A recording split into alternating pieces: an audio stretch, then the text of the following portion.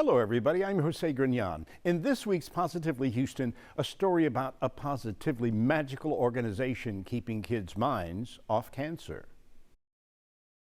15-year-old Kayla Mendoza has been undergoing treatment for leukemia the past year. She loves being a Sunshine Kid.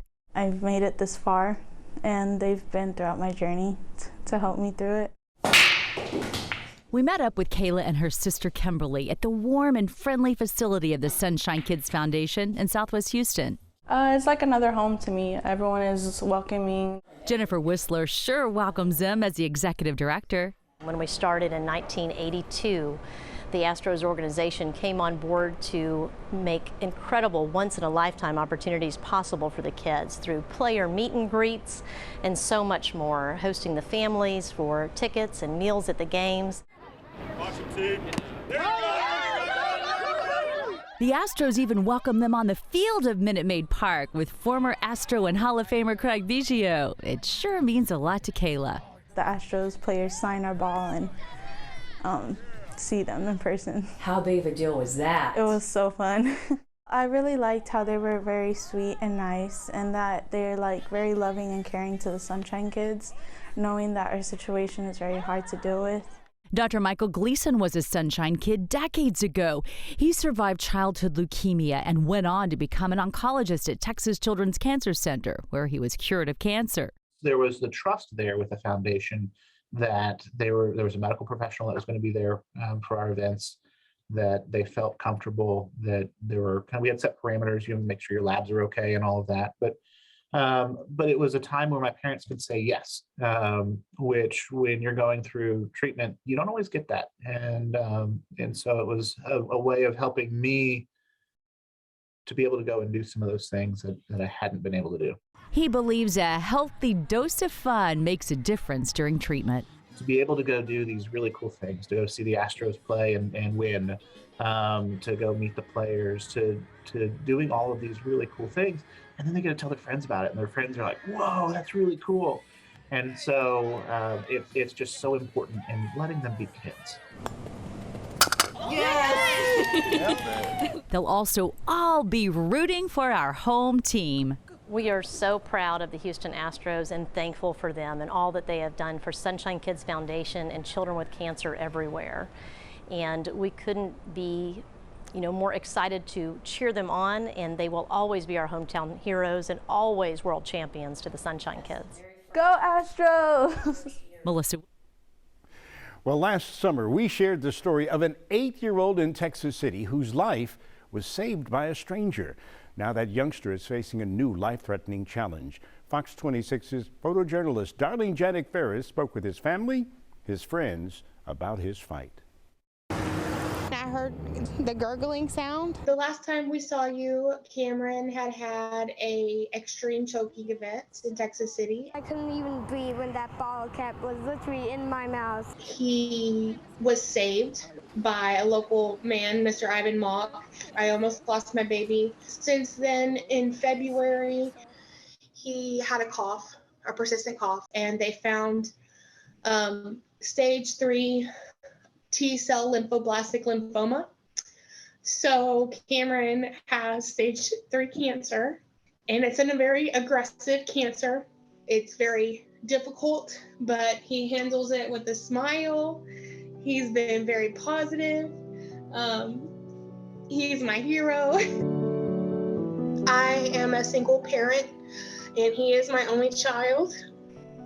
His life is very precious to me, and I will be with him every step of this journey. I can't work. And my sister did start a GoFundMe for our basic needs, for hospital bills, and his school is having a fundraiser called Coins for Cameron. It was an idea we had of a way that we could support Cameron and his family as they're going through this hard time with medical bills and, his absence from school. I have been saving up for 8 years. I have a lot of family members and cousins who have cancer and are really struggling with it. So to see a little boy like Cameron have cancer like that, it really breaks my heart. He's super energetic, and I like playing tag with him a lot. He's also like a friendly person.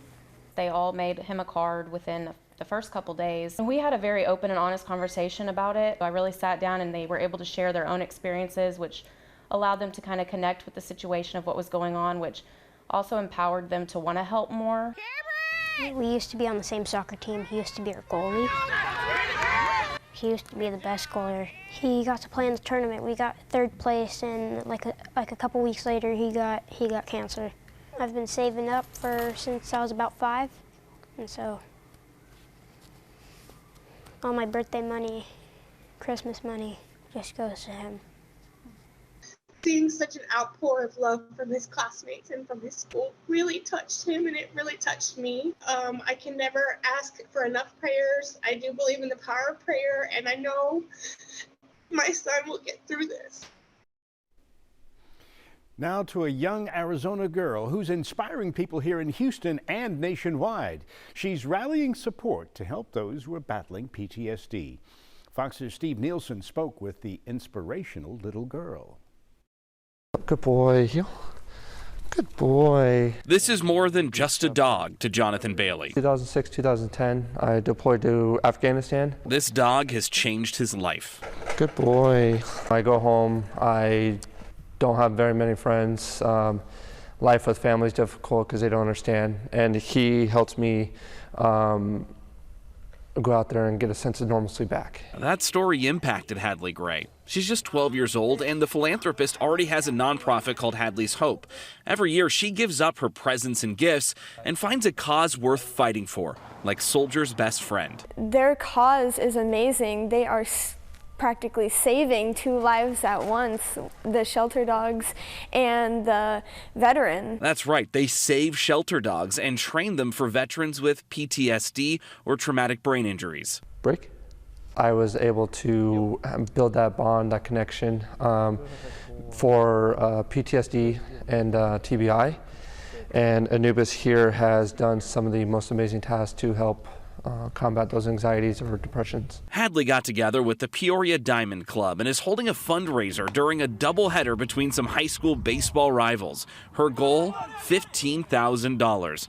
That should support 2 more dogs for 2 more veterans. It's just amazing to see somebody, young going out and supporting for veterans who have lived through trauma. I believe that everyone should have something, and I have more than some of these other people have.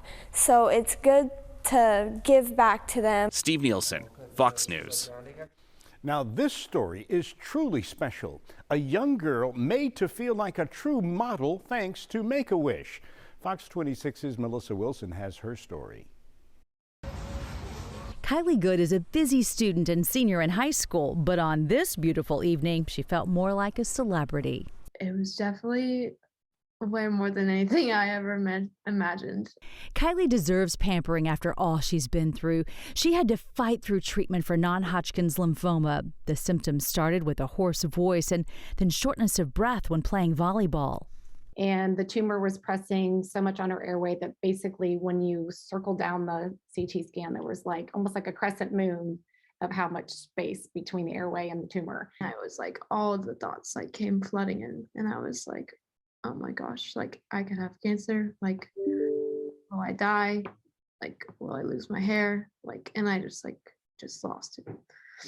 Kylie eventually came to terms with losing her hair from chemotherapy, but it was brutally painful at first. It was very traumatic. She trudged through treatment, and now Make-A-Wish is honoring her.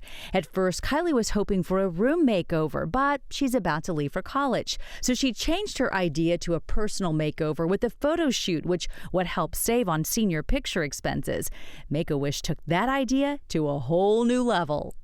Did a Macy's shopping spree, and then they did instead of it was senior photos, but it was professional modeling agency photos in 3-page parks. Starting with a stylist to help her shop.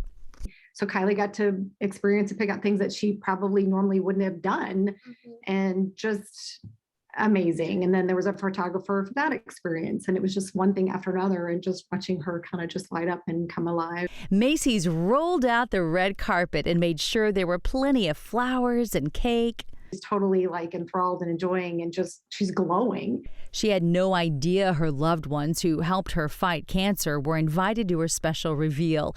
And then she was shocked to find herself on the cover of a magazine. And the next thing you know, I'm over here signing everyone's magazines, and it's just like. And then you were being sung to. Yeah, it was just like one thing after another in like the most beautiful way. I think it was incredible, and something that I never like expected. But wait, there's more. Sherelle yells out, "I will do her room makeover." And we're all just standing there like, what just happened? I was like, wait a minute. And then she's like, her budget's 5,000, up to 5,000. We're just sitting there going, what? Now she'll get the best dorm room ever. Plus, Paige Parks also surprised her with a scholarship for acting classes. Like through cancer, like my confidence was at like an all-time low. And like throughout high school, trying to build that back was this big struggle. But then like coming to this, and like it kind of was just that like that full circle, like if my confidence finally like reached that, and like through like the experience of like the photo shoot and all of that, it definitely like brought it to another level too, which was just really cool. All wishes and dreams come true for Kylie thanks to Make-A-Wish. The love that everybody poured in to her wish, and how can we elevate it? How can we make it better? And what can we do to surprise her? Just tremendous. Mm-hmm. Now to a well-known artist who is helping preserve League City history. He's turning dead oak trees planted back in 1907 into some beautiful sculptures. Fox 26's Darlene Janik Ferris shows us just how much the city loves its trees. Are we ready?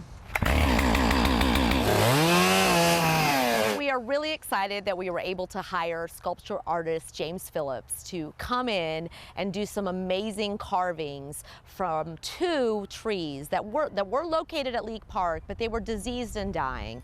So if you see right here, you'll see the gray spore matting. And so our city arborist had been keeping an eye on these 2 trees at League Park. They had gotten to the point where they really were a danger. We were worried about them falling. We came up with the idea of could we turn them into works of art as part of our public art program. We have several folks that know Jimmy Phillips. So he has already created a beautiful piece. We thought it was perfect at Hometown Heroes Park to have a sculpture of our hometown heroes, our volunteer firefighters. Our live oak trees have an important history here in League City. They were planted, many of them in 1907. They were brought in on rail cart from Louisiana. And so Jimmy has been doing a fantastic job. The rest of it will be sort of a seating area. Here in front of Helen Hall Library, he is creating a dog with a child leaning up against it, reading a book. Her head's gonna be over here. The dog's head is here. And then the book will be right across here.